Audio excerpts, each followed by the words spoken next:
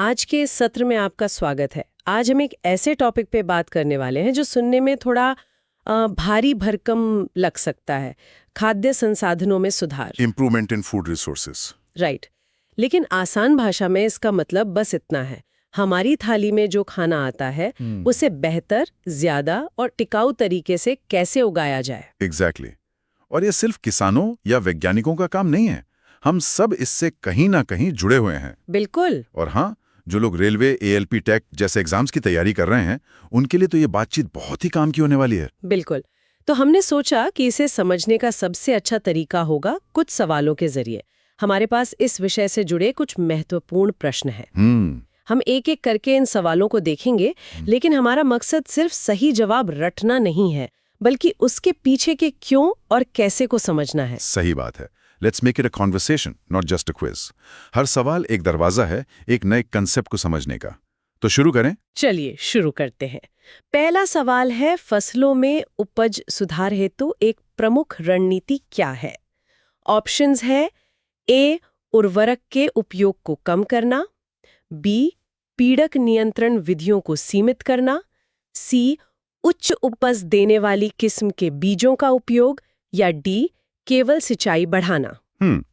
तो इसका सही जवाब है ऑप्शन सी, उच्च उपज देने वाली किस्म के बीजों का उपयोग। High yielding variety seeds. Yes.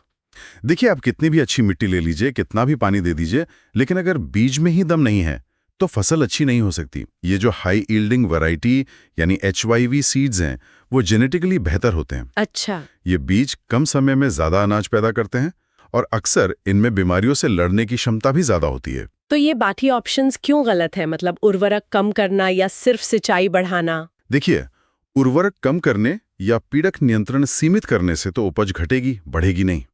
और सिर्फ सिंचाई बढ़ाने से भी एक सीमा तक ही फायदा होगा, अगर बीज की क्वालिटी ही अच्छी नहीं है। समझ गई। इसलिए अच्छी किस्म के बीज सबसे पहली और सबसे प्रमुख रणनीति है। चलिए, अब खेती से हटकर जरा पशुपालन की तरफ चलते हैं। अगला प्रश्न, मांस के उत्पादन के लिए किस प्रकार के पक्षी का पालन किया जाता है? ए, मुर्गे, बी, लेयर, सी, ब्रॉयलर, या डी, देशी मुर्गी। इसका सही उत्तर है सी, ब्रॉयलर। ब्रॉयलर और लेयर, इसमें लोग अक्सर कंफ्यूज हो जाते हैं। हाँ, होते हैं। देखिए, पोल्ट्री फार्मिंग में दो मुख्य उद्देश्य होते हैं, अंडे और मांस। जो मुर्गियां अंडे देने के लिए पाली जाती हैं उन्हें लेयर्स कहते हैं, क्योंकि वो अंडे ले करती हैं। अच्छा। और जिन मुर्गियों को खास तौर पर मांस उत्पादन के लिए मतलब तेजी से बड़ा किया जाता है, उन्हें ब्रॉयलर कहा जाता है। तो इनका खानपान भी अलग होता होगा? बिल्कुल। इन्हें प्रोटीन से भरपूर आहार दिया जाता है ताकि ये सिर्फ 6 से 7 हफ्तों में ही बाजार में बेचने लायक हो जाएं। Wow, just 6 to 7 weeks. ठीक है, वापस पौधों पर आते हैं। तीसरा सवाल, निम्नलिखित में से कौन सा एक मैक्रोन्यूट्रिएंट है? Options A, potassium, B, iron, C, zinc, या डी, ये सभी मैक्रोन्यूट्रिएंट है। सही विकल्प है ए, पोटेशियम। देखिए, पौधों को अपनी ग्रोथ के लिए पोषक तत्वों मतलब न्यूट्रिएंट्स की जरूरत होती है, हमारी ही तरह। बिल्कुल। और इन्हें दो भागों में बांटा गया है, मैक्रोन्यूट्रिएंट्स और माइक्रोन्यूट्रिएंट्स। मैक्रोन्यूट्रिएंट्स वे हैं जिनकी पौधों को ज्यादा मात्रा में जरूरत होती है, जैसे नाइट्रिल, फास्फोरस और पोटेशियम, NPK। अच्छा, ये तो मैंने खाद के पैकेट पर देखा है, NPK लिखा होता है। हाँ वही। जबकि आयरन और जिंक जो हैं वो माइक्रोन्यूट्रिएंट्स हैं, मतलब सूक्ष्म पोषक तत्व। इनकी जरूरत बहुत कम मात्रा में होती है। ओके, तो ये पोल्ट्री फार्मिंग वाला सवाल एक और तरीके से पूछा जा सकता है। मुर्गी उत्पादन मुख्य रूप से क्यों किया जाता है? ए, संस्कृति को बढ़ावा देने के लिए, बी, अध्ययन करने के लिए, सी, अंडे और मांस प्राप्त करने के लिए, या डी, इनके बीच लड़ाई करने के लिए। ये तो काफी सीधा सवाल है। एग्जैक्टली। इसका जवाब है सी, अंडे और मांस प्राप्त करने के लिए। हाँ, ये तो स्पष्ट ही है। ये एक व्यावसायिक गतिविधि है, एक कमर्शियल एक्टिविटी, जिसका सीधा उद्देश्य खाद्य सुरक्षा, फूड सिक्योरिटी में योगदान देना है। अंडे और मांस प्रोटीन के बहुत अच्छे स्रोत हैं और इनकी बढ़ती मांग को पूरा करने के लिए बड़े पैमाने पर मुर्गी पालन किया जाता है। राइट। अब उस पहले सवाल पर वापस चलते हैं जहां हमने बेहतर बीजों की बात की थी। तो किस विधि द्वारा हम मनचाहे गुणों वाली फसलें प्राप्त कर सकते हैं? ए, सिंचाई, बी, संकरण, सी, निषेचन, या डी, कीटनाशकों का प्रयोग। वो विधि है बी, संकरण यानी हाइब्रिडाइजेशन। हाइब्रिड बीज, ये शब्द तो बहुत सुना है। हाँ, संकरण एक ऐसी तकनीक है जिसमें दो अलग-अलग जेनेटिक गुणों वाले पौधों के बीच क्रॉस पॉलिनेशन कराया जाता है। इसका लक्ष्य एक ऐसी नई किस्म तैयार करना है जिसमें दोनों पेरेंट प्लांट्स के अच्छे गुण मौजूद हों। कोई उदाहरण दे सकते हैं? जरूर। मान लीजिए एक पौधे में ज्यादा उपज देने का गुण हो और दूसरे में बीमारी से लड़ने का, तो संकरण से ऐसी किस्म बनाई जा सकती है जिसमें ये दोनों गुण हों। इंटरेस्टिंग। चलिए छठा प्रश्न देखते हैं। पौधे जमीन यानी मिट्टी से मुख्य रूप से क्या अवशोषित करते हैं? ए हाइड्रोजन, बी कार्बन डाइऑक्साइड, सी ऑक्सीजन या डी जल और खनिज लवण? इसका सही उत्तर है डी, जल और खनिज लवण। Water and mineral salts. Yes. पौधे अपनी जड़ों, रूट्स के माध्यम से मिट्टी से पानी और उसमें घुले हुए खनिज लवण जैसे नाइट्रोजन, फास्फोरस, पोटेशियम, इन सबको सोखते हैं। और कार्बन डाइऑक्साइड? कार्बन डाइऑक्साइड वे हवा से लेते हैं, पत्तियों के जरिए। और हाइड्रोजन पानी से ही मिल जाता है, H2O से। लेकिन मिट्टी से जो मुख्य चीजें हैं वो जल और खनिज ही हैं। ठीक है, अब पानी की बात हो ही रही है तो मछलियों पर आते हैं। सवाल है, निम्नलिखित में से कौन सी मछली समुद्री यानी मरीन फिश नहीं है? ऑप्शंस हैं ए वेटकी, बी पोम्फ्रेट, सी रोहू, डी ट्यूना। तो इसका सही जवाब है सी, रोहू। रोहू। हाँ, मछलियां दो तरह के पानी में मिलती हैं, खारे पानी मतलब समुद्र में, और मीठे पानी यानी नदी तालाब में। पोम्फ्रेट, ट्यूना और वेटकी ये सब समुद्री मछलियां हैं। और रोहू? जबकि रोहू, कतला और मृगल ये सब मीठे पानी फ्रेश वाटर की मछलियां हैं। इन्हें तालाबों और नदियों में पाला जाता है। चलिए आठवां प्रश्न देखते हैं। ये फार्मिंग प्रैक्टिस से जुड़ा है। कृषि में फसल चक्र क्रॉप रोटेशन का मुख्य उद्देश्य क्या है? ए मृदा की उर्वरता बढ़ाना, बी वर्ष में कई बार फसलें तैयार करना, सी जल का उपयोग कम करना या डी मृदा अपरदन को रोकना? इसका मुख्य उद्देश्य है ए मृदा की उर्वरता बढ़ाना, टू इंक्रीज सॉइल फर्टिलिटी। ये कैसे काम करता है? देखिए, जब एक ही तरह की फसल बार बार एक ही खेत में उगाई जाती है तो वो मिट्टी से एक खास तरह के पोषक तत्वों को खत्म कर देती है। फसल चक्र में हम फसलों को बदल बदल कर लगाते हैं। जैसे गेहूं की फसल के बाद दलहन मतलब चना या मूंग की फसल लगाना। अच्छा। दलहनी फसलें अपनी जड़ों में नाइट्रोजन को स्थिर करती हैं, नाइट्रोजन फिक्सेशन। इससे मिट्टी की उर्वरता प्राकृतिक रूप से बढ़ जाती है और रासायनिक उर्वरकों पर निर्भरता कम होती है। ये तो बहुत ही स्मार्ट तरीका है। अब फसलों के मौसम की बात करते हैं। अगला प्रश्न, रबी की फसल का निम्नलिखित में से कौन सा उदाहरण है? ए धान, बी मक्का, सी गेहूं या डी सोयाबीन? सही उदाहरण है सी गेहूं, वीट। भारत में फसलों को मौसम के आधार पर मुख्य रूप से दो भागों में बांटा गया है, रबी और खरीफ। रबी और खरीफ। हाँ। रबी की फसलें सर्दियों में बोई जाती हैं, अक्टूबर नवंबर में, और गर्मियों की शुरुआत में काटी जाती हैं, जैसे गेहूं, चना, मटर, सरसों। और खरीफ? वहीं धान, मक्का और सोयाबीन खरीफ की फसलें हैं जो मानसून में बोई जाती हैं। चलिए 10वां प्रश्न, फिर से जलीय जीवों पर। निम्नलिखित में से कौन सा शंख मछली यानी शेलफिश का उदाहरण है? ए मसल्स, बी शार्क, सी सैल्मन या डी ऑक्टोपस? इसका सही जवाब है ए मसल्स। शेलफिश। हाँ, शेलफिश वे जलीय जीव होते हैं जिनके ऊपर एक कठोर बाहरी खोल, एक शेल होता है। मसल्स, सीप और झींगे ये सब इसके उदाहरण हैं। और शार्क और सैल्मन? शार्क और सैल्मन फिन फिश हैं, उनकी रीढ़ की हड्डी होती है। ऑक्टोपस एक मोलस्क है पर उसके ऊपर कठोर शंख नहीं होता। बहुत दिलचस्प सवाल है अगला।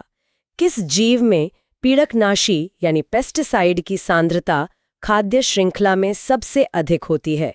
ऑप्शंस हैं ए घास, बी मेढक, सी सांप या डी चील? सबसे अधिक सांद्रता होगी डी चील में। ईगल। ऐसा क्यों? इस प्रक्रिया को बायोमैग्निफिकेशन या जैव आवर्धन कहते हैं। देखिए, पीड़कनाशी जैसे रसायन पर्यावरण में आसानी से नष्ट नहीं होते।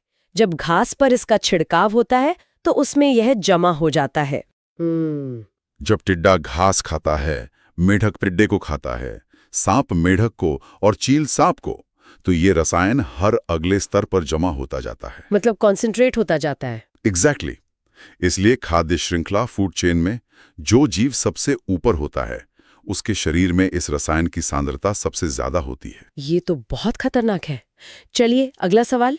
शहद के अधिकतम उत्पादन के लिए सबसे अच्छी प्रथा कौन सी है?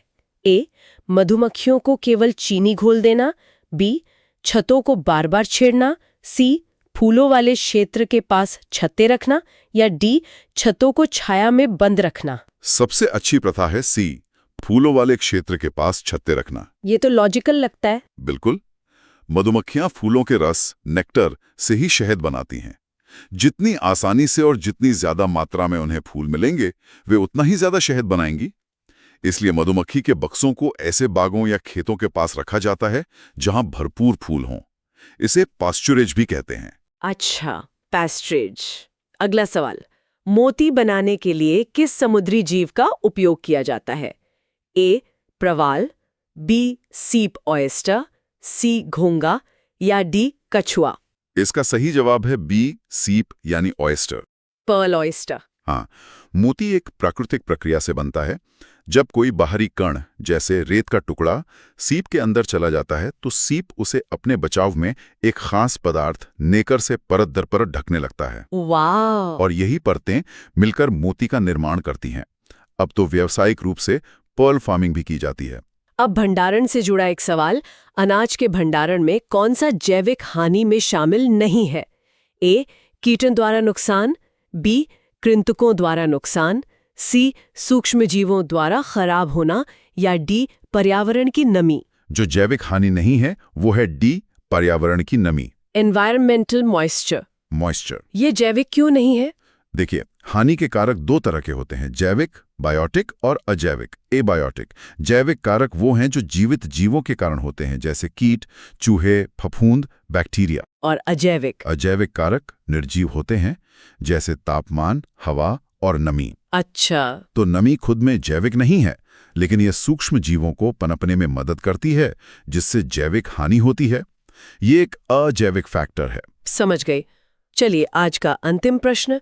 निम्नलिखित में से कौन सी सिंचाई की मुख्य विधि नहीं है? ऑप्शंस हैं ए, कूप, बी, नहर, सी, रोधी बांध, या डी, रिवर लिफ्ट प्रणाली। सही उत्तर है सी, रोधी बांध यानी चेक डैम। ये सिंचाई की विधि क्यों नहीं है? देखिए, सिंचाई का मतलब है खेतों तक पानी पहुंचाना। कुआं, नहर और रिवर लिफ्ट सिस्टम ये सभी सीधे तौर पर खेतों में सिंचाई के लिए पानी देते हैं। ठीक है। लेकिन चेक डैम का मुख्य उद्देश्य बहते हुए पानी को रोकना और भूजल स्तर, ग्राउंड वाटर लेवल को रिचार्ज करना होता है। तो ये इनडायरेक्ट बेनिफिट देता है। बिल्कुल, ये सीधे तौर पर सिंचाई की विधि नहीं है, बल्कि जल संरक्षण, वाटर कंजर्वेशन का एक तरीका है, जिसका अप्रत्यक्ष लाभ सिंचाई को मिलता है। क्या बात। तो चलिए शुरू करते हैं प्रश्न संख्या 16 से। मेरा पहला सवाल है कि भारत में पाई जाने वाली सबसे लोकप्रिय समुद्री मछली मतलब मरीन फिश कौन सी है? ऑप्शन है रोहू, कतला, हिल्सा या फिर पॉम्फ्रेट। ये बहुत अच्छा सवाल है। इसका सही जवाब है ऑप्शन डी, पॉम्फ्रेट। पॉम्फ्रेट। जी, पॉम्फ्रेट एक पूरी तरह से समुद्री मछली है जो खारे पानी में मिलती है और अपने स्वाद की वजह से बहुत ज्यादा लोकप्रिय है। अच्छा, और बाकी ऑप्शंस का क्या, जैसे रोहू और कतला? वो दोनों मीठे पानी की मछलियां हैं, मतलब वो नदियों और तालाबों में मिलती हैं। लेकिन हिल्सा, मैंने सुना है वो भी समुद्र से जुड़ी है। आपने सही सुना। हिल्सा एक बहुत दिलचस्प मछली है। वो रहती तो समुद्र में है, पर जब अंडे देने का समय आता है तो वो नदियों की तरफ आती है। ओह। हाँ, लेकिन जब सवाल व्यावसायिक लोकप्रियता का हो तो पॉम्फ्रेट का ही नाम सबसे ऊपर आता है। समझ गया। चलिए अब आते हैं अगले सवाल पर। खरीफ की जो फसलें होती हैं उन्हें उगाने का सही समय क्या है? जून से अक्टूबर या नवंबर से अप्रैल? खरीफ की फसलों को हम मॉनसून की फसलें भी कहते हैं। अच्छा। और इसी से जवाब मिल जाता है। इन्हें उगने के लिए बहुत ज्यादा पानी और गर्म मौसम की जरूरत होती है, तो सही समय है जून से अक्टूबर। जैसे धान और मक्का? बिल्कुल, धान, मक्का, सोयाबीन ये सब खरीफ की फसलें हैं। और जो दूसरा ऑप्शन था नवंबर से अप्रैल, वो रबी फसलों का समय है, जैसे कि गेहूं। उन्हें ठंडे मौसम की जरूरत होती है। ठीक है। अब अगला सवाल। खेती में हम कीटनाशक यानी इंसेक्टिसाइड्स का इस्तेमाल क्यों करते हैं? इसका जवाब तो इसके नाम में ही है, कीटनाशक। हाँ, मतलब कीटों को मारने के लिए। जी, इनका एकमात्र और मुख्य उद्देश्य है फसलों को हानिकारक कीटों से बचाना। वो कीट जो फसलों को खाकर या नुकसान पहुंचाकर उपज कम कर देते हैं। तो ये उर्वरक यानी फर्टिलाइजर से अलग हैं? बिल्कुल अलग। उर्वरक फसलों की वृद्धि के लिए होते हैं और खरपतवार को नष्ट करने के लिए खरपतवार नाशी यानी वीडीसाइड्स होते हैं। हर चीज का अपना एक खास काम है। सही। अब एक सवाल खाद्य श्रृंखला यानी फूड चेन से। मधुमक्खी शहद बनाती है, तो वो क्या है? एक प्राथमिक उपभोक्ता है या उत्पादक है? ये एक बहुत कॉमन कंफ्यूजन है। कई लोगों को लगता है कि क्योंकि मधुमक्खी शहद बनाती है तो वो उत्पादक यानी प्रोड्यूसर हुई। हाँ। पर ऐसा नहीं है। खाद्य श्रृंखला में उत्पादक सिर्फ वो होते हैं जो अपना भोजन खुद बनाते हैं, जैसे हरे पौधे। मधुमक्खी तो फूलों से रस लेती है, जो कि एक पौधे का उत्पाद है। अच्छा, तो वो पौधे पर निर्भर हैं। बिल्कुल। इसलिए मधुमक्खी एक प्राथमिक उपभोक्ता यानी प्राइमरी कंज्यूमर है। समझ गया। अब पौधों के पोषण पर आते हैं। इनमें से कौन सा एक सूक्ष्म पोषक तत्व है, मतलब माइक्रोन्यूट्रिएंट? नाइट्रोजन, फास्फोरस या फिर आयरन यानी लोहा? इसका सही जवाब है आयरन। आयरन। जी देखिए, पौधों को 2 तरह के पोषक तत्व चाहिए। एक होते हैं वृहद पोषक मतलब मैक्रोन्यूट्रिएंट्स, जिनकी जरूरत ज्यादा मात्रा में होती है, जैसे नाइट्रोजन, फास्फोरस, कैल्शियम। ये मेन कोर्स की तरह हो गए। हाँ, आप कह सकते हैं। और दूसरे होते हैं सूक्ष्म पोषक यानी माइक्रोन्यूट्रिएंट्स। इनकी जरूरत बहुत कम मात्रा में होती है, लेकिन इनके बिना पौधे का विकास रुक सकता है। आयरन, जिंक, कॉपर ये सब इसी में आते हैं। ओके। अब मछली पालन पर वापस आते हैं। एक तकनीक है मिश्रित मछली संवर्धन या कॉम्पोजिट फिश कल्चर। इसका सबसे बड़ा लाभ क्या है? ये एक बहुत ही क्या कहते हैं कुशल तकनीक है। इसका सबसे बड़ा फायदा ये है कि इसमें अलग अलग स्तर पर रहने वाली मछलियां बिना एक दूसरे से मुकाबला किए भोजन करती हैं। अलग अलग स्तर? हाँ। मतलब तालाब में? हाँ, सोचिए एक ही तालाब में 5-6 अलग अलग प्रजाति की मछलियां हैं। जैसे कतला हमेशा पानी की ऊपरी सतह से भोजन लेती है, रोहू बीच के हिस्से से, और मृगल या कॉमन कार्प जैसी मछलियां तालाब की तली से। अरे वाह! तो इससे भोजन के लिए कोई कंपटीशन नहीं होता और तालाब के हर कोने का भोजन इस्तेमाल हो जाता है। नतीजा ये कि कुल उत्पादन कई गुना बढ़ जाता है। ये तो कमाल का आइडिया है। चलिए अगला सवाल। हरी खाद यानी ग्रीन मैन्योर कैसे तैयार की जाती है? हरी खाद बनाने के लिए किसान मुख्य फसल लगाने से पहले खेत में कुछ खास पौधे उगाते हैं, जैसे सनई या ढैचा। अच्छा। और जब इन पौधों में फूल आने लगते हैं तब उन पर हल चलाकर उन्हें वापस मिट्टी में ही मिला दिया जाता है। उन्हें काटा नहीं जाता? नहीं, उन्हें वहीं जोत दिया जाता है। ये पौधे मिट्टी में घुलकर नाइट्रोजन और फास्फोरस जैसे जरूरी पोषक तत्व बढ़ाते हैं। ये मिट्टी की सेहत सुधारने का एक बहुत ही प्राकृतिक तरीका है। बहुत बढ़िया। अब खरपतवार यानी वीड्स पर आते हैं। इनमें से कौन खरपतवार का एक उदाहरण है? गोखरू, अरहर या उड़द? इसमें सही जवाब है गोखरू यानी ज़ैंथियम। गोखरू। जी, खरपतवार का सीधा सा मतलब है कोई भी ऐसा अवांछित पौधा जो मुख्य फसल के साथ उग जाए और उसके हिस्से का पानी, पोषक तत्व और सूरज की रोशनी ले ले। मतलब बिन बुलाए मेहमान। बिल्कुल। अरहर, उड़द और मूंग तो दालें हैं जिन्हें किसान खुद उगाते हैं, लेकिन गोखरू और गाजर घास जैसे पौधे फसल को नुकसान पहुंचाते हैं। ठीक है। अब पशुपालन की बात करते हैं। पशुओं के चारे में रुक्षांश या रफेज का मुख्य काम क्या होता है? रुक्षांश यानी रफेज, जिसमें फाइबर बहुत होता है जैसे भूसा, इसका मुख्य काम ऊर्जा देना नहीं है। तो फिर क्या है? इसका सबसे जरूरी काम है पाचन में मदद करना। ये पशुओं के पाचन तंत्र को स्वस्थ रखता है, आंतों की सफाई करता है।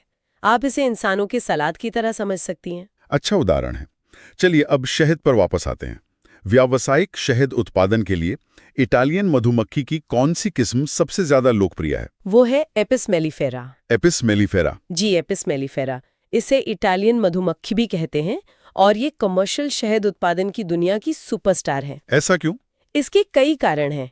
एक तो ये शहद बहुत ज्यादा इकट्ठा करती है, दूसरा इसका स्वभाव शांत होता है तो इसे संभालना आसान है, और तीसरा ये अपनी संख्या बहुत तेजी से बढ़ाती है। समझ गया।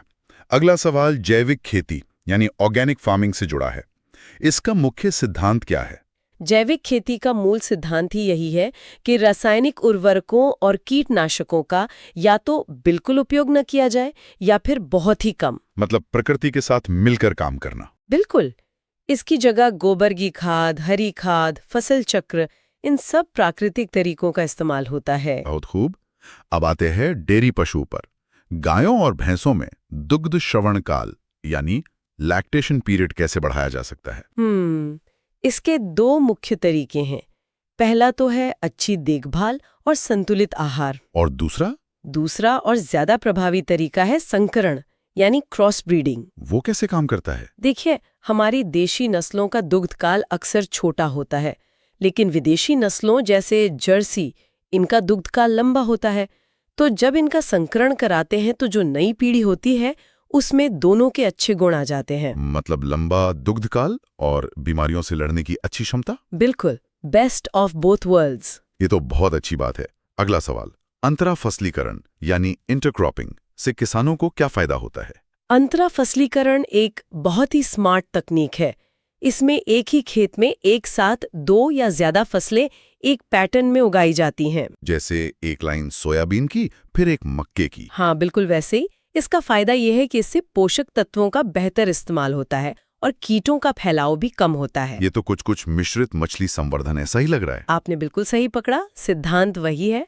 अलग अलग फसलों की जरूरतें अलग होती हैं, तो वो एक दूसरे से लड़ती नहीं है और एक फसल पर लगा कीट दूसरी फसल की वजह से पूरी खेत में नहीं फैल पाता। कमाल है। अब एक सवाल पौधों और रोशनी से जुड़ा है। दीप्तिकाल या फोटो पीरियड ये पौधों में मुख्य रूप से किसे प्रभावित करता है? दीप्तिकाल का मतलब है पौधे को दिन में कितनी देर तक सूरज की रोशनी मिल रही है, और ये सीधे तौर पर पौधे की वृद्धि और पुष्पन यानी फ्लावरिंग को प्रभावित करता है। फूल लगने को? जी, कई पौधों में फूल कब लगेंगे ये इसी बात पर निर्भर करता है। ये प्रकृति का अपना एक टाइमर है जो पौधों को बताता है कि अब प्रजनन का सही समय आ गया है। बहुत दिलचस्प। और अब हमारा आखिरी सवाल, आनुवांशिक सुधार यानी जेनेटिक इंप्रूवमेंट के जरिए फसलों में कौन से गुण विकसित किए जाते हैं? आनुवांशिक सुधार का लक्ष्य फसलों को कृषि के लिए और बेहतर बनाना है। इसमें मुख्य रूप से 3 गुणों पर ध्यान दिया जाता है। वो कौन से हैं? पहला, उच्च उपज यानी हाई यील्ड, ताकि पैदावार ज्यादा हो। दूसरा, रोग प्रतिरोधकता यानी डिजीज रेजिस्टेंस, ताकि फसल बीमारियों से बची रहे। और तीसरा, बेहतर गुणवत्ता यानी क्वालिटी, जैसे दालों में ज्यादा प्रोटीन हो या गेहूं में बेहतर बेकिंग क्वालिटी। और इसी के साथ हमने इस अध्याय के 15 और महत्वपूर्ण सवालों को समझ लिया है। मछली पालन से लेकर मधुमक्खी पालन और आधुनिक कृषि तकनीकों तक हमने कई पहलुओं को छुआ। बिल्कुल। और यहाँ सिर्फ सही जवाब जानना काफी नहीं है, उसके पीछे का जो विज्ञान है, जो तर्क है, उसे समझना ज्यादा जरूरी है। यही गहरी समझ परीक्षा में सफलता दिलाती है।